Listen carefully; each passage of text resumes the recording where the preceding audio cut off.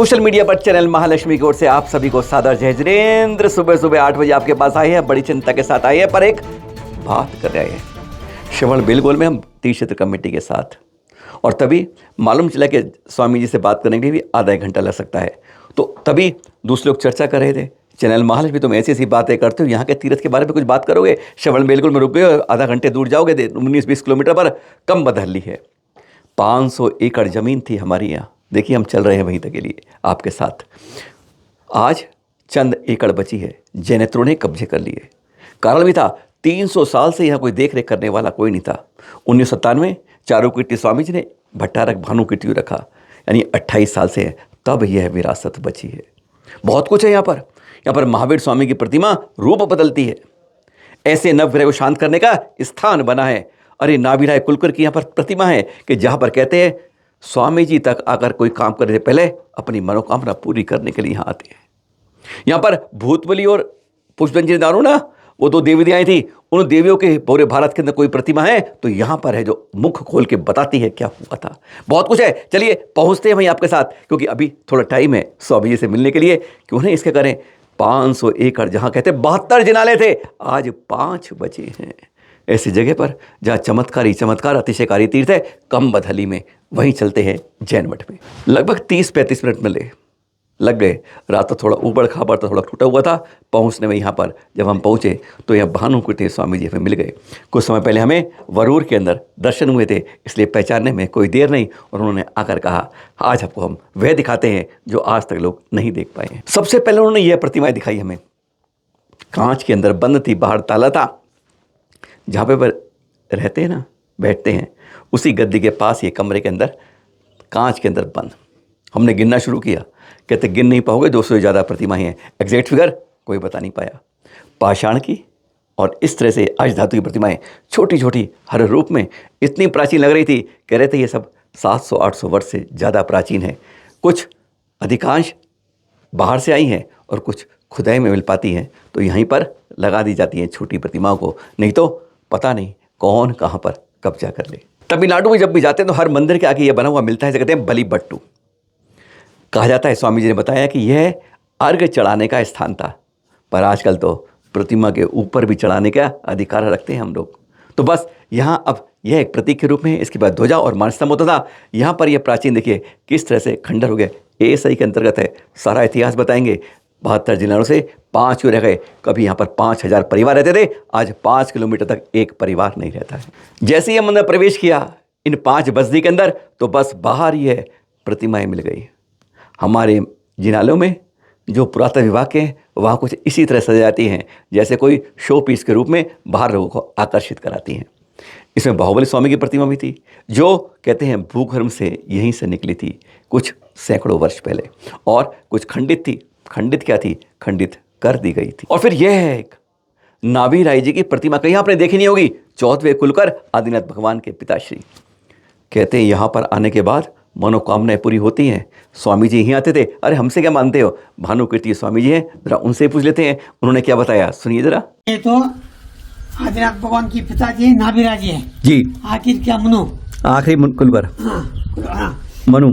चलिए ये तो आदिनाथ भगवान है। हाँ, मनोकामना पूरा होती है। यहाँ पर जो मनोकामना निश्चल भाव से, वात्सल्य से, कहते हैं बगैर किसी उसके करते हैं, तो उसकी मनोकामना पूरी होती है। संशय नहीं करना, संशय नहीं करना। और कहते हैं कोई भी आपका शक शंका समाधान नहीं होना चाहिए। एक निश्चल भाव से आप जब करते हैं, निर्मल भाव से, तो यहीं पर आदिनाथ भगवान नाभिराय कुलकर उस मनोवांछना को, उस कामना को पूरा करते हैं। आज भी इस बात को माना जाता है, जैसा यहाँ पर आपके भानुकीर्ति भट्टारक स्वामी जी बता रहे हैं। अपने गुरु जी यहाँ आकर के बार बार आकर के प्रार्थना करके जाते थे, जो काम होना हो तो बिल्कुल में। और ये है एक इतिहास। कम से कम यहाँ तो हमें शिलालेख मिला जिस पर जैन समाज का इतिहास लिखा हुआ मिला एएसआई से। जरा एक बार आपके साथ पढ़ लेते हैं इसको। 28 साल से यहाँ भानुकीर्ति स्वामी जी यहाँ पर हैं, और ये पंचकोट बस्ती कमंडली में लिखा हुआ है। पंचकोट बस्ती दक्षिण द्वितीय विमान का सर्वोत्तम उदाहरण है।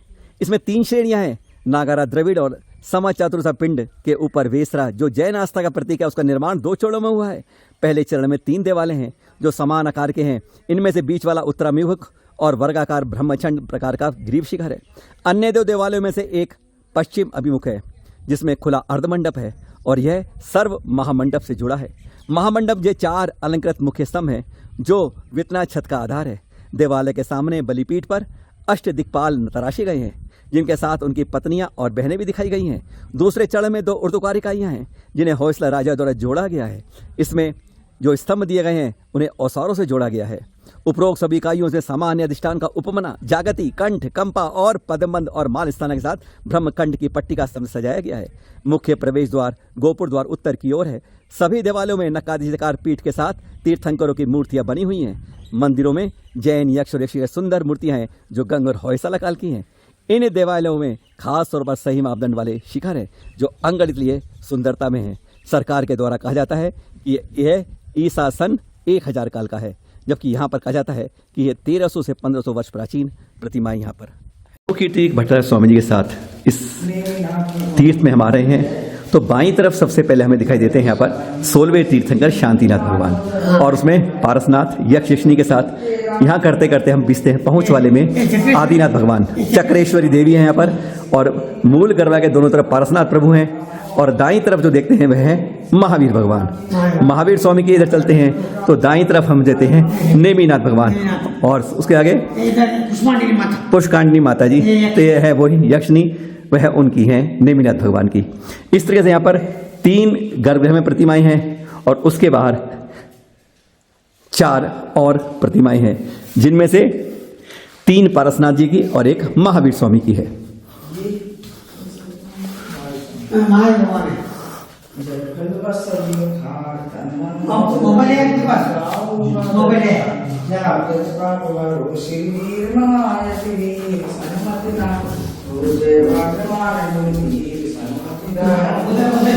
आदिनाथ भगवान की प्रतिमा देख रहे हैं आप। षटखंडानम तो आप सबने जानते होंगे, आचार्य धरसेन द्वारा भूतबली और पुष्पवंत आचार्य जी को दिया गया था। उसके 2 प्रतिमाएं जो आज तक आपने कहीं और नहीं दिखी होंगी। यहाँ पर जब वो मंत्रों का स्मरण करते हैं उन्हें कहते हैं इन्हें आप सिद्ध करो। ऊपर जाके उज्जैन शिखर पर कहते हैं जब उधर सिद्ध करने जब जाते हैं चंद्रगिरी गुफा के पास उधर गिरनार के अंदर, तो यह जो एक देवी आती है उसके बाद कानी आती है क्योंकि उसमें एक मात्रा कम होती है और इस तरह से वह कानी देवी सामने होती है। यह प्रतिमा आपको केवल यहीं मिलेगी, कहीं और कदमवल्ली के अलावा नहीं मिल पाएगी। दाईं तरफ ऐसी प्रतिमा रखी है जो एक मात्रा ज्यादा होने से एक दांत ज्यादा हो जाता है, उसके दांत बाहर आ जाते हैं। यह आप क्लोजअप देखिए, जो दांत करते हैं और सही के लिए वह कहलाते हैं पुष्पदंत और जो कानी को सही स्वरूप करते हैं उनका नाम आता है भूत बलि। इस तरीके से यह 2 प्रतिमाएं केवल आपको कदमवल्ली के अंदर ही मिलती हैं, इन दोनों देवियों की, कि जहां पर एक कानी और दूसरी के दांत बाहर थे। यह है यहाँ का प्राचीनतम इतिहास। भूतबली पुष्पवंत दोनों महाराज जी कर्नाटक के थे। हाँ, दोनों कर्नाटक के थे। हाँ, देखिए इतने आचार्य सब कर्नाटक के। ये हैं वह महावीर स्वामी। तो ध्यान से देखें आप, ये मुस्कुराते हुए और फिर आप और मुस्कुराते हुए और फिर जब देखेंगे नीचे तो आपको लगेगा ध्यान मुद्रा में गंभीर होते हुए महावीर स्वामी। जाते जाते कैसे, अब देखिए कैसे, अब जैसे देखिए चेहरा महावीर स्वामी यहाँ पर देखिए कैसे चेहरे का रूप बदलता है।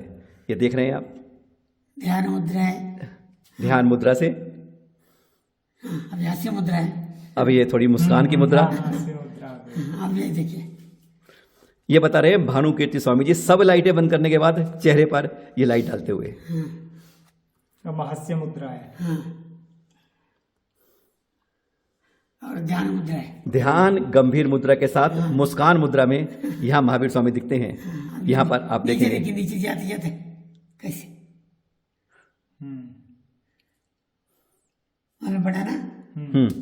यानी आपको नीचे से ऊपर ध्यान से देखते हैं तो यह प्रतिमा जब अंधेरे में दिखती है रोशनी से तो आपको इसके रूप बदलते हुए साफ दिखते हैं। प्राचीन प्रतिमा लगभग 1500 वर्ष प्राचीन है। यह महावीर स्वामी की प्रतिमा जो हमारे यहाँ पर भट्टारक स्वामी हैं भानुकीर्ति जी बता रहे हैं। और एक ये महावीर स्वामी की वर्तमान जनशासन की प्रतिमा जो बाहर गर्भालय के रखी है। हम कहते हैं यह गर्भगृह में क्यों नहीं रखी है, तो उन्होंने बताया कि पहले ये मंदिर गिर गया था, कुछ प्रतिमाएं रख दी गई और कुछ बाहर रखी हुई हैं जिन पर लेप किया हुआ है, पर बाहर ये प्राकृतिक मार से यह खंडित हो सकती हैं। इस पर ध्यान बताया गया। जब जीर्णोद्धार हुआ था तो 25 लाख रुपए खर्च करके इसका जीर्णोद्धार कराया गया था। तब इस रूप में आप देख रहे हैं, पर इस रूप में भी हर पत्थर जैसे कुछ बोलता है। ये देख रहे हैं पत्थर, हर पत्थर के ऊपर जो दीवार का है उस पर कुछ ना कुछ नंबर लिखा हुआ है, क्रमांक लिखा है। यह किस लिए लिखा है? जब जीर्णोद्धार के लिए पत्थर निकाले जाते हैं तो कहाँ कौन सा लगाना है वहाँ लगाया जाता है, क्योंकि यहाँ पर हमारी ईंटों की तरह नहीं है।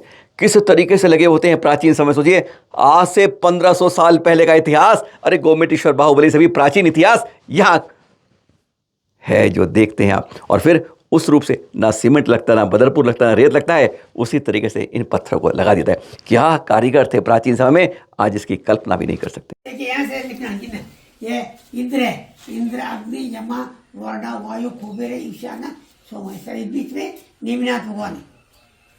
ये मंदिर की छत में बना हुआ है नवग्रह। यहाँ पे बैठ के पूजा करने से वहाँ भगवान की ऐसे पूजा करते थे। आप देखिए और कहते हैं जाप करो तो नवग्रह उनके नवग्रह का काल सर्प दोष तक यहाँ से मिट जाता है, ऐसी मान्यता है। कम्मदली। और ये अभी एक स्तंभ की आपको बहुत अच्छी घटना बताएंगे, स्तंभ का क्या अतिशय है। सुना आपने स्वामी जी से, छत पर नवग्रह और बीच में भगवान नेमिनाथ। यही वह स्थान है जिसके नीचे अगर हम 2 मिनट एक जाप करते हैं, शांति से कोई जाप करते हैं तो सचमुच कहते हैं नवग्रहों से शांति मिलती है। विश्वास मत करिए, पर जब आएंगे तो विश्वास करना पड़ेगा। हमने भी अनुभव किया कि एकदम जो दिमाग में टेंशन चल रही थी ना, यहाँ जाना है वहाँ जाना है, ये तीर देखना है वो देखना है, और कैसे ये हो रहा है, एकदम जैसे शांत वातावरण हो गया। यहाँ पर जब आप इस छत के नीचे खड़े होते हैं इस नवग्रह तीर्थ पर यहाँ पर, तो शांति से एकदम खड़े होकर आप जाप कीजिए। आपको कितनी शांति मिलेगी अपने आप महसूस कीजिए। धरा चमत्कारों से भरी है। और ये देख रहे हैं खड़गासन 16वें तीर्थंकर, पंचम चक्रवर्ती, 12वें कामदेव शांतिनाथ भगवान जी की। ये कहते हैं बहुत प्राचीन प्रतिमा है और इसके दोनों हाथ खंडित हैं।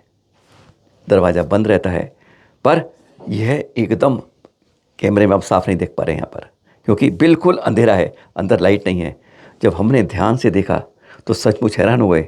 इस प्रतिमा के चेहरे को देखकर आप एक बार ऊपर दिखेंगे तो सचमुच गौरवान्वित करेंगे कि जैसे यह प्रतिमा हमसे कुछ बोलना चाह रही है। और यह एक और है पद्मासन शांतिनाथ भगवान। जी हाँ, ऐसी सौम्य मुद्रा बाहर के कमरों से लगता है दीवारें जीर्णोद्धार में दोबारा बनी है, स्पष्ट लगता है। लेकिन यक्ष यक्षिणी के साथ इतनी प्राचीन मूर्तिकला देखकर, ऐसा वैभव देख के सचमुच गदगद हो जाते हैं जब ऐसी प्रतिमा को यहाँ देखकर पाते हैं। सचमुच यह क्षेत्र श्रवण बेलगोल की प्रतिमाओं से ज़्यादा प्राचीन है। लोग आ नहीं पाते हैं क्योंकि स्वामी जी बताते हैं कि कोई 4-5 लोग ही इधर आ पाते हैं, नहीं तो कोई यहाँ पर आता नहीं। चंदा प्रभु की 1500 वर्ष प्राचीन प्रतिमा। ये तो 5 जगत के हैं। अभी क्या नहीं है। हाँ, प्रत्येक निकाल सकते हैं। ये नहीं देखा, एक से एक है। हाँ, यक्ष यक्षिणी है। हाँ इधर, हाँ जी। चंद्र प्रभु भगवान, चंद्र प्रभु जी की जो है ये सबसे प्राचीन प्रतिमा है। ज्वालिमाली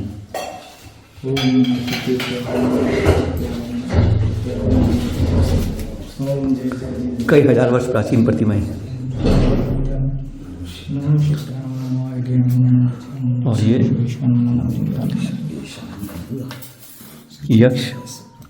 यक्ष नहीं यहाँ पर।